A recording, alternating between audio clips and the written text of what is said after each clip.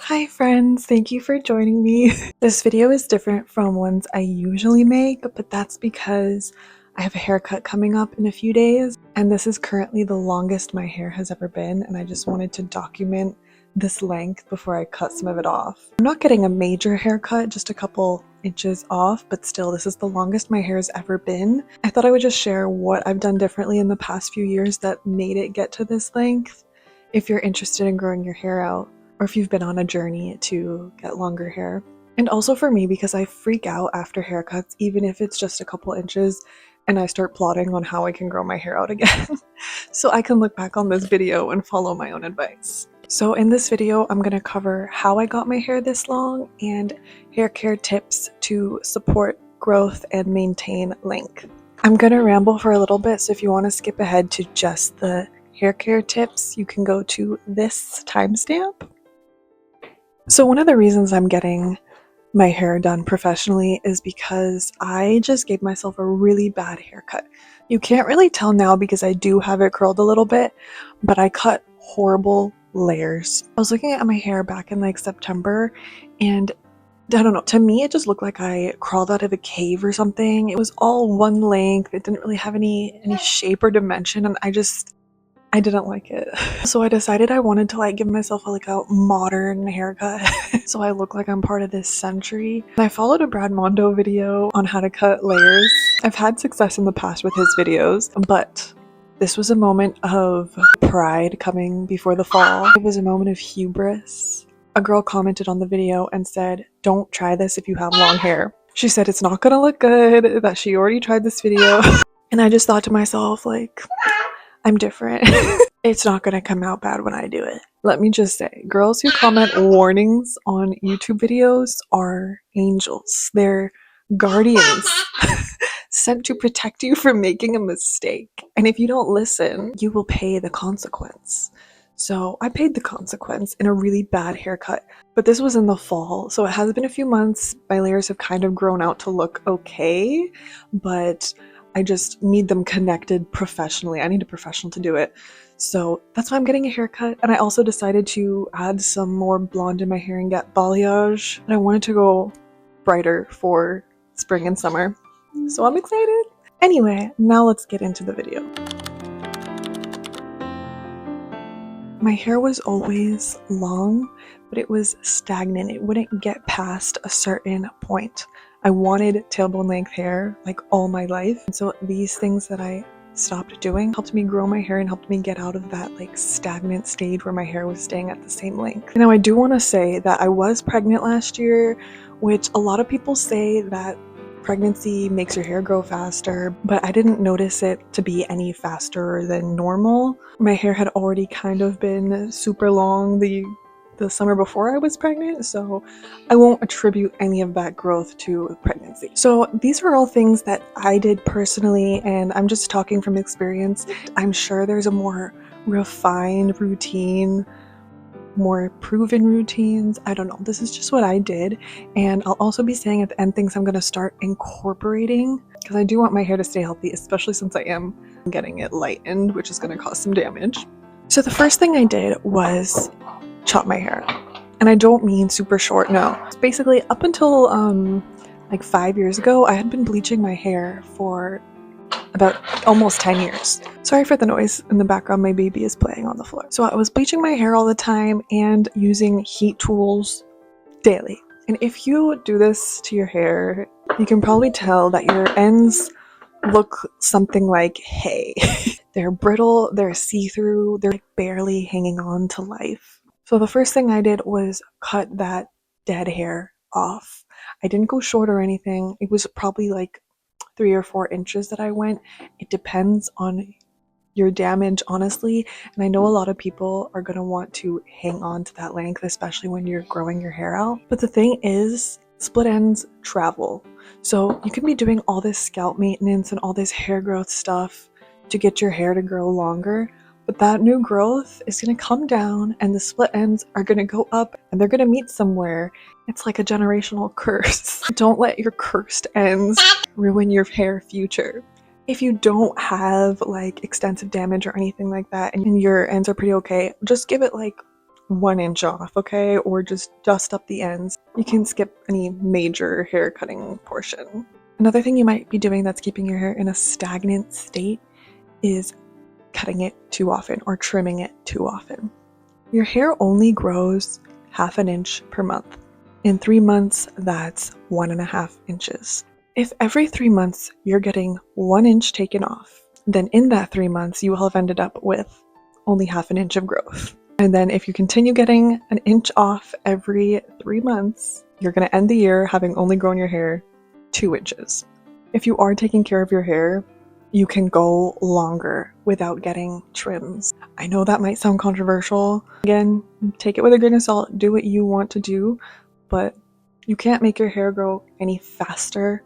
You can only take care of it and hope that the ends stay. So the next thing I had to do was stop bleaching my hair. And I know it's ironic to say that considering I am about to go get my hair bleached, like I said, which looking at my hair now in this video, I'm nervous about because it looks really good right now here. But in person, my hair color is a little iffy. Anyway, so basically I was in the past doing bleach to my hair so often. I'm not gonna say you have to completely cut out any hair coloring or any heat tools. Because for me, I just thought like, what's the point in having hair if I can't do fun things with it? If I want to experiment a little bit with my hair, you know, nothing crazy. I would say though, you have to cut back. So for me, instead of bleaching my hair every month like I was doing, personally, I stopped completely for several years. And even now when I'm getting it done, I ask for something that could grow out nicely so that I don't have to be doing it all the time and I can wait maybe even like 6 months to a year before doing anything with color to it again. So I would say if you do hope to have a successful journey, to cut back on how much you're doing things color-wise to your hair. Also, you're gonna need to cut back on the heat tools. Like I said, you don't have to stop completely. I definitely didn't stop completely. This like loose wave thing I have going on was achieved with heat tools, but you definitely can't be using it every day. I would do something with hot tools to my hair every single day, and that is basically the worst thing I did to damage my hair. I was using it on like the highest heat level, and I was using heat protectant too, but heat protectant can only do so much, you know what I mean? Right now I only use heat on my hair about maybe 2 times max. Again, still using heat protectant, just drugstore heat protectant, nothing fancy. Making sure I lower the heat on my irons before I use them so it's not at the maximum heat. And again, just sparingly using it. Something I do to preserve my hair once I've styled it so it can last a few more days is at nighttime to twist it up so it's kind of like going with the curl. Do a little low bun, tie it with a silk scrunchie, and go to sleep. And in the morning, the curls are kind of like preserved. I also have a silk pillowcase or satin, I can't remember what it is. You can get those on Amazon. I think mine is from Kitsch, the brand Kitsch. I've seen them at Marshalls or HomeSense. So they're definitely not hard to come by, I feel. I also sleep sometimes in braids for a more beach wavy look. This is just how I care for my personal hair type. Yours is probably going to require different styles, but you know your hair best. You could also try heatless methods of doing your hair. So I have not found a heatless method that I like 100%. They're either too uncomfortable to sleep in with those flexi rod things that go over your head, or they just don't work. I wake up in the morning and my hair looks terrible when I take it out, and I've tried every video, every tutorial on how to use those heatless rods. It just doesn't work for me, okay? I'm trying like all the time to try and find a new method of how to use it because I don't want to have wasted my money. But I will let you know if I ever find a way to use it that I like. But maybe you'll have better luck than me. So go ahead and give it a shot. You don't even have to buy one of those heatless rods. You can use socks. I did try the sock method one time and it came out good, but then the second time I tried it, it didn't come out good. So I don't know. I'm still experimenting. To recap, the things that got my hair out of that stagnant, seemingly not growing stage was to cut off my dead ends, stop bleaching my hair so often, limit my heat tool use, and find other methods of styling my hair. Okay, now let's get into the hair care tips. How to promote hair growth and maintain length. I'm not sure if this method is controversial or not. I feel like I have seen some comments from hairstylists on other videos of people doing this where they're saying not to do this. So take this with a grain of salt. I'm just going to tell you what I've done. To avoid needing constant trims, something I do is I twist up my hair, and then any split ends that are poking out, I just snip it off. These are actually, I think, mustache or eyebrow trimmers that I'm using. You don't want to cut off every single hair that's sticking out. Look for the split ends and just snip them off. It can honestly take a while to do this, and you're definitely not going to get every single split end in your hair when you do this. But still, doing this like once or twice a month makes a difference in my opinion. Since it takes a while to get through my hair, I like to do it while I'm watching a long show or something like that. An important thing if you choose to do this though is you don't want to go any higher than like right here. If you do go any higher, you're gonna get flyaways. Now, once a week I will oil my hair. This is a castor hair oil with rosemary oil in it. I've had this for a couple years, I think. I'm only just now starting to get back into it.